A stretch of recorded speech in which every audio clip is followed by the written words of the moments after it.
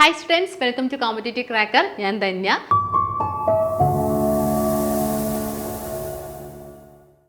So ഇന്ന് ഞാൻ എത്തിയിരിക്കുന്നത് നമ്മുടെ സി-ടെറ്റിൻ്റെ നമ്മൾ സി-ടെറ്റ് എങ്ങനെ പഠിച്ചു തുടങ്ങണം, അതുപോലെ അതിൻ്റെ സൈക്കോളജി പാർട്ടിൻ്റെ സിലബസും മാർക്ക് ഡിസ്ട്രിബ്യൂഷനും പറയാനായിട്ടാണ്.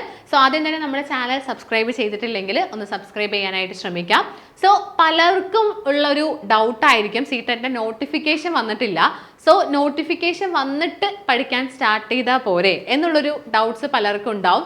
പക്ഷെ പോരാ, കാരണം നമ്മുടെ നോട്ടിഫിക്കേഷൻ വന്നതും നമുക്ക് എക്സാം പ്രതീക്ഷിക്കാം. കാരണം ഒരുപാട് ആയി സി-ടെറ്റ് എക്സാം നടന്നിട്ട്, അപ്പോൾ അതുകൊണ്ട് തന്നെ നോട്ടിഫിക്കേഷൻ വന്നതും നമുക്ക് എക്സാം പ്രതീക്ഷിക്കാം. അപ്പോൾ അതുകൊണ്ട് തന്നെ നോട്ടിഫിക്കേഷൻ വരട്ടെ എന്നിട്ട് ഞാൻ പഠിക്കാം എന്നുള്ളൊരു വിചാരം ഉണ്ടെങ്കിൽ അത് മാറ്റി വയ്ക്കുക. എല്ലാവരും പെട്ടെന്ന് തന്നെ പഠിക്കാനായിട്ട് ശ്രമിക്കാം. സോ നിങ്ങൾക്ക് അറിയുന്നുണ്ടാവും, ആദ്യം തന്നെ നമ്മൾ പഠിക്കണം എന്നുണ്ടെങ്കിൽ ഇപ്പോൾ സി-ടെറ്റ് പഠിക്കാൻ സ്റ്റാർട്ട് ചെയ്യുമ്പോൾ ആദ്യം നമ്മൾ ചെയ്യേണ്ട കാര്യമാണ് സിലബസ് നല്ലതുപോലെ തന്നെ അനലൈസ് ചെയ്യുക എന്നുള്ളത്. കാരണം സി-ടെറ്റ് ഇപ്പോൾ നമ്മുടെ കെ-ടെറ്റിനെ കമ്പയർ ചെയ്യുമ്പോൾ കുറച്ചുകൂടി ഡിഫിക്കൽട്ട് ആയിട്ടുള്ള അല്ലെങ്കിൽ കുറച്ചൊന്ന് തിങ്ക് ചെയ്യുന്ന രീതിയിലുള്ള ക്വസ്റ്റ്യൻസ് ആണ് പലപ്പോഴായിട്ടും സി-ടെറ്റിൽ ചോദിക്കുന്നത്. ഓക്കെ, സിലബസിലുള്ള കാര്യങ്ങൾ അതുപോലെ പഠിച്ചാൽ പോലും ക്വസ്റ്റ്യൻസ് പ്രാക്ടീസ് ചെയ്യാതിരുന്നു കഴിഞ്ഞാൽ നമുക്ക് ഒരിക്കലും സി-ടെറ്റ് ഒരിക്കലും മീൻസ് മെജോറിറ്റി സ്റ്റുഡൻസിനും കിട്ടാൻ ചാൻസ് ഇല്ല. അപ്പോൾ അതുകൊണ്ട് നല്ലതുപോലെ സിലബസ് മനസ്സിലാക്കി നല്ലതുപോലെ ആ ടോപ്പിക്ക് പഠിച്ചതിന് ശേഷം പ്രീവിയസ് ഇയറിൽ ചോദിച്ചിട്ടുള്ള ക്വസ്റ്റ്യൻസ് നല്ലതുപോലെ ഒന്ന് വർക്കൗട്ട് ചെയ്ത് നോക്കിയാൽ മാത്രമാണ് നമുക്കൊരു ഐഡിയ കിട്ടുള്ളൂ എങ്ങനെയാണ് അടുത്ത തവണ ക്വസ്റ്റ്യൻസ് വരാന്നുള്ളത്. അല്ലാതെ ഇപ്പം നിങ്ങൾ ഓൾറെഡി BEd പഠിച്ച കാര്യമാണ് സിലബസിലുള്ളത്, അതുകൊണ്ട് എനിക്കൊന്നും പഠിക്കണ്ട എന്നുള്ളൊരു വിചാരം ഉണ്ടെങ്കിൽ അതും ഒന്ന് മാറ്റിവെക്കാനായിട്ട് ശ്രമിക്കാം. സോ ആദ്യം തന്നെ പറയാം, നമ്മുടെ സി-ടെറ്റിൽ സൈക്കോളജിക്ക് നല്ലതുപോലെ പ്രാധാന്യമുണ്ട്. കാരണം 30 മാർക്കിനാണ് ഇവിടെ സൈക്കോളജി പാർട്ടിൽ നിന്ന് ചോദിക്കുന്നത്. അപ്പോൾ ഇതിൽ പല കാര്യങ്ങളും നമ്മൾ ഓൾറെഡി BEd പഠിച്ചതാണ്. പക്ഷെ ഞാൻ പറഞ്ഞു ക്വസ്റ്റ്യനിൽ നല്ല വ്യത്യാസമുണ്ട്. ഇപ്പം കെ-ടെറ്റിന് നമുക്ക് ഈ കാര്യങ്ങളൊക്കെ പഠിക്കാനായിട്ടുണ്ട്. സി-ടെറ്റിൻ്റെ സിലബസിൽ മെജോറിറ്റി നമ്മുടെ കെ-ടെറ്റിനും ഉണ്ട്. പക്ഷേ അവിടെ ക്വസ്റ്റ്യൻസിൽ നല്ലതുപോലെ ഡിഫറൻസ് ഉണ്ട്. ഇപ്പം കെ-ടെറ്റ് കുറച്ചുകൂടെ നമുക്ക് ആൻസർ ചെയ്യാൻ പറ്റുന്ന രീതിയിലുള്ള ക്വസ്റ്റ്യൻസ് ആണ് കെ-ടെറ്റിന് ചോദിക്കുന്നതെങ്കിൽ സി-ടെറ്റ് എന്ന് പറയുമ്പോൾ കുറച്ചുകൂടെ ഹയർ ലെവൽ ക്വസ്റ്റ്യൻസ് ആയിരിക്കും. അതായത് നമുക്കിപ്പോൾ നെറ്റിനൊക്കെ ചോദിക്കുന്ന, ഇപ്പോൾ നെറ്റ് ജനറൽ പേപ്പറിലൊക്കെ സൈക്കോളജി പാർട്ട് നമുക്ക് പഠിക്കാനായിട്ടുണ്ട്. സോ അതിലൊക്കെ ചോദിക്കുന്ന ലെവലുള്ള ക്വസ്റ്റ്യൻസ് നമുക്ക് സി-ടെറ്റിൽ കാണാനായിട്ട് സാധിക്കും. സോ ആദ്യം തന്നെ അറിഞ്ഞു വെക്കുക, നമ്മുടെ സൈക്കോളജിയിൽ 30 ക്വസ്റ്റ്യൻസ് ആണ് ഉള്ളത്. 30 മാർക്കായിരിക്കും, each one carrying 1 mark. So total 30 questions ആണ് ഉള്ളത്. 30 മാർക്സ് ആണ് മൊത്തം ഉള്ളത്. അതിൽ ഫസ്റ്റ് നമുക്ക് സൈക്കോളജി എന്ന് പറയുമ്പോൾ തന്നെ കണ്ടോ, ചൈൽഡ് ഡെവലപ്മെന്റ് ആൻഡ് പെഡഗോജി ആണ്. അപ്പൊ അതിൽ തന്നെ വരുന്ന ആദ്യത്തെ പാർട്ടാണ് ചൈൽഡ് ഡെവലപ്മെന്റ് എന്നുള്ളത്. ഓക്കെ, ചൈൽഡ് ഡെവലപ്മെന്റ് എന്നുള്ളത്.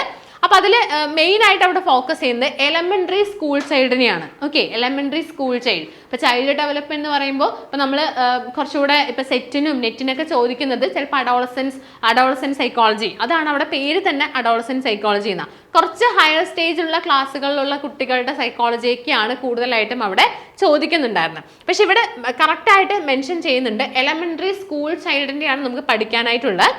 So, concept of development and its relationship with learning, then principles of the development of children. അതായത് ഡെവലപ്മെന്റ്, ഗ്രോത്ത് ആൻഡ് ഡെവലപ്മെന്റ് നമുക്ക് പഠിക്കാനായിട്ടുണ്ടല്ലോ. അപ്പോൾ അതിൽ തന്നെ ഡെവലപ്മെന്റ് ഓഫ് ദ ചൈൽഡ്, അതിൽ തന്നെ പ്രിൻസിപ്പിൾസ് ഓഫ് ഡെവലപ്മെന്റ് വരുന്നുണ്ട്. ഇപ്പോൾ ഡെവലപ്മെന്റിൽ തന്നെ ഒരുപാട് കാര്യങ്ങൾ നമുക്ക് പഠിക്കാനായിട്ടുണ്ട്. പ്രിൻസിപ്പിൾസ് ഓഫ് ഡെവലപ്മെന്റ് വരുന്നുണ്ട്. അതായത് ഇപ്പോൾ heredity and environment development influence ചെയ്യുന്നുണ്ട്, ജനറ്റിക്സ് ഇൻഫ്ലുവൻസ് ചെയ്യുന്നുണ്ട്. അപ്പോൾ അങ്ങനെ ഒരുപാട് കാര്യങ്ങൾ നമുക്ക് അവിടെ പഠിക്കേണ്ടതായിട്ടുണ്ട്. കണ്ട, influence of heredity and environment അത് സെപ്പറേറ്റ് ആയിട്ട് തന്നെ കൊടുത്തിട്ടുണ്ട്. സോഷ്യലൈസേഷൻ പ്രോസസ്, അതിൽ social world and child, teacher, parents and peers. അപ്പൊ ഇവിടെ നിന്നൊക്കെ നമുക്ക് ജനറൽ ആയിട്ടുള്ള ക്വസ്റ്റ്യൻസ് പ്രതീക്ഷിക്കാം. ഇപ്പൊ ഈ teacher, parents and peers, socialization process, അതിൽ നമുക്കിപ്പോൾ പഠിച്ചില്ലെങ്കിൽ പോലും നമുക്ക് പ്രീവിയസ് ഇയർ ക്വസ്റ്റ്യൻസ് നോക്കിക്കഴിഞ്ഞാൽ ചെയ്യാൻ പറ്റുന്ന രീതിയിലുള്ള ക്വസ്റ്റ്യൻസ് ഒക്കെയാണ്, അതായത് ജനറൽ ആയിട്ടുള്ള ക്വസ്റ്റ്യൻസ് ആണ് ഈ സോഷ്യലൈസേഷൻ പ്രോസസ്സിൽ മെയിൻ ആയിട്ടും ചോദിക്കുന്നത്. ദെൻ പിയാഷെ, കോൾബർഗ് ആൻഡ് വൈഗോട്സ്കി. ഈ വൈഗോട്സ്കിനെ ഞാൻ എപ്പോഴും പറയുന്നതാണ്, എല്ലാത്തിലും നിറഞ്ഞു നിൽക്കുന്ന ഒരു സൈക്കോളജിസ്റ്റ് ആണ് വൈഗോട്സ്കി എന്ന് പറയുന്നത്. പക്ഷെ സി-ടെറ്റിൽ വൈഗോട്സ്കിനെ കുറിച്ച് ചോദിക്കുന്ന ക്വസ്റ്റ്യൻസ് കുറച്ചുകൂടെ ഹയർ ലെവൽ ആയിരിക്കും. Then concept of child centred and progressive education, critical perspective of the construct of intelligence, multi dimensional intelligence. അപ്പോൾ മൾട്ടിപ്പിൾ ഇന്റലിജൻസ്, ഹൊവാർഡ് ഗാർണറുടെ മൾട്ടിപ്പിൾ ഇന്റലിജൻസ് നമുക്ക് പഠിക്കാനായിട്ടുണ്ട്.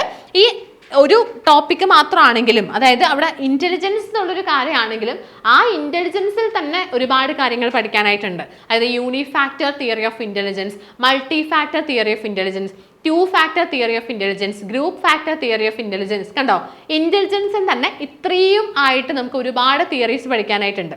സോ അതാണ് ഞാൻ പറഞ്ഞ സിലബസ് സൈക്കോളജിന്റെ മാത്രമേ ഞാൻ എടുത്തിട്ടുള്ളൂ. അത് നല്ല വൈഡാണ്.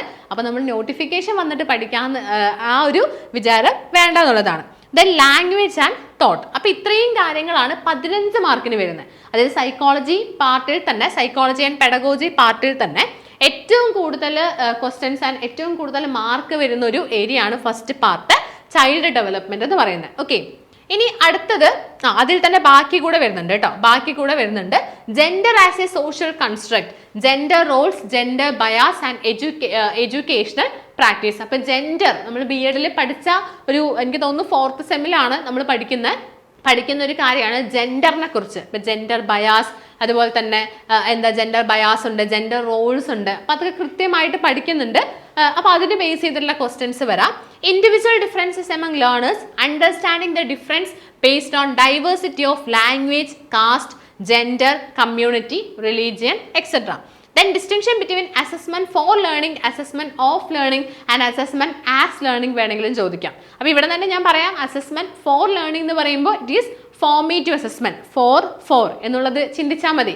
Assessment for learning is formative assessment. അതായത് നമ്മൾ പഠിപ്പിച്ചുകൊണ്ടിരിക്കുമ്പോൾ തന്നെ ഡ്യൂറിങ് ആൻ ഇൻസ്ട്രക്ഷൻ അസസ് ചെയ്യുന്ന ഒരു പ്രോസസ്സിനെ പറയുന്ന പേരാണ് അസസ്മെന്റ് ഫോർ ലേണിംഗ് എന്ന് പറയുന്നത്. Otherwise it is known as formative assessment. And assessment of learning is summative assessment ആണ്. അതായത് എൻഡ് ഓഫ് ആൻ ഇൻസ്ട്രക്ഷൻ കുട്ടികൾ അസസ് ചെയ്യുകയാണെന്നുണ്ടെങ്കിൽ that is known as summative assessment or assessment of learning. ഇനി assessment as learning ഉണ്ട്, അതാണ് self assessment. So അതിവിടെ specify ചെയ്തിട്ടില്ല, പക്ഷെ അത് വേണമെങ്കിൽ ചോദിക്കാം. ഇനി continuous and comprehensive evaluation. Okay, continuous and comprehensive evaluation. അപ്പൊ ഇതൊക്കെ ആക്ച്വലി ടീച്ചിങ് ആപ്റ്റിറ്റ്യൂഡിൽ വരുന്ന ഒരു ഭാഗമാണ് നമ്മുടെ ഇവാലുവേഷൻ, അസസ്മെന്റ്, അങ്ങനെയുള്ള കാര്യങ്ങളൊക്കെ. Perspective and practice. Then formulating appropriate questions for assessing readiness level of learners, for enhancing the learning and critical thinking in classroom, for assessing learner achievement. അപ്പോൾ ഇത്രയും കാര്യങ്ങളാണ് ആ 15 മാർക്കിന് നമുക്ക് പഠിക്കേണ്ടതായിട്ടുള്ളത്. സോ വളരെ ഈസി അല്ലേ, കാരണം ഓൾറെഡി BEd പഠിച്ച കാര്യമാണെന്ന് പറഞ്ഞു. അപ്പോൾ എങ്ങനെയാണ് CTET എക്സാം പോയിന്റ് ഓഫ് വ്യൂവിൽ എങ്ങനെ പഠിക്കണം എന്ന് മാത്രം നിങ്ങളൊന്ന് മനസ്സിലാക്കിയാൽ മതി. അടുത്തത് അതിന്റെ B പാർട്ടാണ്, concept of inclusive education and understanding the children with special needs. അപ്പോൾ നമ്മുടെ NEP 2020 വന്നതിന് ശേഷം, എസ്പെഷ്യലി NEP 2020 വന്ന് അതിനുശേഷം NCF 2023 വന്നു. അപ്പോൾ അതിനുശേഷം ഈ ഇൻക്ലൂസീവ് എഡ്യൂക്കേഷൻ ഉള്ളൊരു കോൺസെപ്റ്റ് കുറച്ചുകൂടെ എല്ലാവരിലോട്ടും എത്താനായിട്ട് തുടങ്ങി. അപ്പോൾ അതിനെക്കുറിച്ച് കൂടുതലായിട്ടും ക്വസ്റ്റ്യൻസ് ഇപ്പോൾ വരുന്നുണ്ട്. ഇപ്പോൾ നമ്മുടെ സെറ്റ് എക്സാം എടുക്കുവാണെങ്കിലും നെറ്റ് എക്സാം എടുക്കുവാണെങ്കിലും ഏതെടുക്കുന്ന സമയത്തും അവിടെയൊക്കെ ഈ ഇൻക്ലൂസീവ് എഡ്യൂക്കേഷൻ്റെ ക്വസ്റ്റ്യൻസ് നല്ലതുപോലെ തന്നെ ചോദിക്കാറുണ്ട്. അപ്പോൾ അതും നല്ല ഇമ്പോർട്ടൻ്റ് ആയിട്ടുള്ള ഒരു ഏരിയ ആണ്. ചെറിയ ഒരു 3 പോയിന്റേ ഉള്ളൂ ഇവിടെ, പക്ഷെ അതിന് 5 ക്വസ്റ്റ്യൻസ് ഈ ഒരു ഭാഗത്ത് നിന്നും ചോദിക്കാം. 5 മാർക്ക് നമുക്ക് ഇവിടെ നിന്ന് ഉറപ്പിക്കാനായിട്ട് സാധിക്കും. So addressing the learners from diverse background including disadvantaged and deprived, addressing the needs of children with learning difficulties, impairment, etc. Addressing the talented, creative, specially abled learners. ഇത്രയും കാര്യങ്ങളാണ് ഇൻക്ലൂസീവ് എഡ്യൂക്കേഷനുമായിട്ട് ബന്ധപ്പെട്ട് നമുക്ക് പഠിക്കാനായിട്ടുള്ളത്. അടുത്തത് learning and pedagogy. 10 questions and 10 mark നമുക്ക് finally വരുന്ന. അവിടെ നേരത്തെ 15 പറഞ്ഞു, പിന്നെ 5 പറഞ്ഞു, അപ്പോൾ 20 മാർക്കായി. പിന്നെ 10 മാർക്കിന് വരുന്ന ഏരിയ എന്ന് പറയുന്നത് ലേണിംഗ് ആൻഡ് പെഡഗോജി ആണ്. ഓക്കെ, ലേണിംഗ് ആൻഡ് പെഡഗോജി ഈ പാർട്ട് എന്ന് പറയുമ്പോൾ ആക്ച്വലി ഈസിയാണ്, പക്ഷെ മാർക്ക് പോകാൻ എളുപ്പമാണ്. അതായത് സൈക്കോളജി ഇപ്പം നമുക്ക് ജീൻ പിയാഷെ, കാൾ റോജർ, വൈഗോട്സ്കി ഒക്കെ പഠിച്ചു കഴിഞ്ഞാൽ നമുക്ക് അതുമായിട്ട് റിലേറ്റ് ചെയ്ത ക്വസ്റ്റ്യൻ വന്നാൽ നമുക്ക് പിന്നെയും ചെയ്യാൻ പറ്റും. പക്ഷേ ഈ ലേണിംഗ് ആൻഡ് പെഡഗോജി എന്നുള്ള ഏരിയ നമുക്ക് പഠിക്കാനായിട്ട് ആക്ച്വലി വലിയ രീതിയിൽ പഠിക്കാനൊന്നുമില്ല, പക്ഷെ ക്വസ്റ്റ്യൻസ് വന്നു കഴിഞ്ഞാൽ നമുക്കൊരു കൺഫ്യൂഷനും വരും. സോ ഇവിടുത്തെ പ്രത്യേകത ക്വസ്റ്റ്യൻസ് നല്ലതുപോലെ പ്രാക്ടീസ് ചെയ്യണം. How children think and learn, how and why children fail to achieve success in school performance. കണ്ടോ, ഈ ഒരു ടോപ്പിക്കിൽ നിന്ന് നമുക്ക് എന്താ ഇപ്പോൾ പഠിക്കാനുള്ളത്? ആക്ച്വലി അത് നമുക്ക് ഡീറ്റെയിൽ ആയിട്ട് പഠിക്കാനില്ല, പക്ഷെ പ്രീവിയസ് ഇയർ ക്വസ്റ്റ്യൻസ് നോക്കിയിട്ട് അതിനനുസരിച്ച് നമുക്ക് പഠിക്കാനായിട്ട് ശ്രമിക്കാം. So basic process of teaching and learning, children's strategies of learning, learning as a social activity, social context of learning. Then child as a problem solver and a scientific investigator. Alternative conceptions of learning in children. Understanding children's errors as significant steps in the learning process. Cognition and emotion. Motivation and learning. Factors contributing to learning, personal and environment. അപ്പോൾ ഈ topics കാണുമ്പോൾ നിങ്ങൾക്ക് മനസ്സിലാവുന്നുണ്ടാവും ഇതിൽ actually നമുക്ക് പ്രത്യേകിച്ച് ഇരുന്ന് പഠിക്കാൻ മാത്രം ഒന്നുമില്ല. പക്ഷെ എന്ത് ചെയ്യണം, ക്വസ്റ്റ്യൻസ് 10 മാർക്കിന് ഈ ഒരു ഏരിയയിൽ നിന്ന് ചോദിക്കും. അപ്പം നല്ലതുപോലെ നമുക്ക് അറിയേണ്ടതായിട്ടും ഉണ്ട്. സോ ഇതാണ് നമ്മുടെ സിലബസ്, CTET-ന്റെ സൈക്കോളജിയുടെ സിലബസ് ആൻഡ് മാർക്ക് ഡിസ്ട്രിബ്യൂഷൻ പറയുന്നത്. സോ ഇനി നിങ്ങൾ ചെയ്യേണ്ട കാര്യം, ഇപ്പം നിങ്ങൾക്ക് ഏകദേശം സിലബസ് മനസ്സിലായിട്ടുണ്ട്. ഇനി ചെയ്യേണ്ട കാര്യം, ഇത് നമുക്ക് BEd-ന് ഓൾറെഡി പഠിച്ച കാര്യമുണ്ട്, നമ്മൾ പഠിക്കാത്ത കാര്യമുണ്ട്. അപ്പം അത് വേർതിരിച്ച് ഒന്ന് BEd-ൽ പഠിച്ച കാര്യം ഒന്ന് പൊടിതട്ടി എടുക്കുക, പഠിക്കാത്ത കാര്യം നിങ്ങൾ സ്വന്തമായിട്ട് പഠിക്കണം. അപ്പം അങ്ങനെ വൈഡായിട്ടുള്ള ഒരു സ്റ്റഡിൻ്റെ ഒരു ആവശ്യം നമുക്ക് CTET-ലുണ്ട്. കാരണം നമുക്കറിയാം കുറച്ചുകൂടെ ഡിഫിക്കൽട്ടാണ് CTET ക്വാളിഫൈ ചെയ്യാന്നുള്ളത്. അപ്പം അതുകൊണ്ട് ആ ഒരു രീതിയിൽ നമുക്ക് ഇപ്പം തന്നെ പഠിച്ചു തുടങ്ങണം. പക്ഷേ നിങ്ങൾക്കിപ്പോൾ ഇത്രയും വൈഡായിട്ട് പഠിക്കുന്നതിനേക്കാളും നമ്മളിവിടെ നമ്മുടെ കോഴ്സ് സ്റ്റാർട്ട് ചെയ്തിട്ടുണ്ട്, നമ്മുടെ ലോങ് ബാച്ച് സ്റ്റാർട്ട് ചെയ്തിട്ടുണ്ട് CTET-നായിട്ട്. അപ്പോൾ ഇതിൽ ഞാൻ ഈ പറഞ്ഞിട്ടുള്ള എല്ലാ കാര്യങ്ങളും ഉണ്ട്. അതായത് നമ്മളിവിടെ ചെയ്യുന്നത് പ്രീവിയസ് ഇയർ ക്വസ്റ്റ്യൻസ് നോക്കി അത് മനസ്സിലാക്കി, ആ ഒരു എക്സാം പാറ്റേൺ മനസ്സിലാക്കി, ആ ഒരു രീതിയിലാണ് നമ്മളിവിടെ പഠിപ്പിക്കുന്നത്. അപ്പോൾ അതുകൊണ്ട് നിങ്ങൾക്ക് ഒന്നും റെഫർ ചെയ്യേണ്ടതായിട്ട്, വേറെ ഒന്നും റെഫർ ചെയ്യേണ്ടതായിട്ട് വരില്ല. സോ ഇപ്പോൾ നമ്മുടെ വിദ്യാരംഭം നടക്കാൻ പോവാണ്. അപ്പോൾ അതുകൊണ്ട് തന്നെ ഇപ്പോൾ ജോയിൻ ചെയ്യുന്നവർക്ക് 20% ഓഫർ പ്രൈസിൽ നമ്മുടെ കോഴ്സ് ഒന്ന് പർച്ചേസ് ചെയ്യാം. അതുപോലെ പിന്നെ പറയാനുള്ളൊരു കാര്യം, നമ്മുടെ CC ലേണിംഗ് ആപ്പ് ഉണ്ട്. സോ ആ ആപ്പ് ഒന്ന് നിങ്ങൾ എന്ത് ചെയ്യുക, ഒന്ന് ഡൗൺലോഡ് ചെയ്യുക ആൻഡ് അത് യൂസ് ചെയ്യാനായിട്ട് ശ്രമിക്കുക. പിന്നെ പറയാനുള്ള കാര്യം, നമുക്ക് CTET-നായിട്ട് ഒരു ഫ്രീ ഗ്രൂപ്പ് ഉണ്ട്. സോ ആ ഫ്രീ ഗ്രൂപ്പിൽ നിങ്ങൾക്ക് വേണ്ടിയിട്ടുള്ള നോട്ട്സും കാര്യങ്ങളും അല്ലെങ്കിൽ എന്തെങ്കിലും ഡൗട്ട്സ് ഒക്കെ ഉണ്ടെങ്കിൽ ആ ഒരു ഗ്രൂപ്പ് നോക്കിയാൽ മതിയാവും. സോ ഫ്രീ ഗ്രൂപ്പിൽ ജോയിൻ ചെയ്യാനായിട്ടുള്ള ലിങ്ക് നമ്മൾ താഴെ കൊടുക്കുന്നുണ്ട്. സോ അതിൽ എത്രയും പെട്ടെന്ന് തന്നെ ജോയിൻ ചെയ്യാം. സോ എന്തായാലും നോട്ടിഫിക്കേഷൻ വരാനായിട്ട് കാത്തിരിക്കരുത്, എല്ലാവരും പഠിച്ചു തുടങ്ങുക. So all the best for your learning and keep watching. Thank you so much.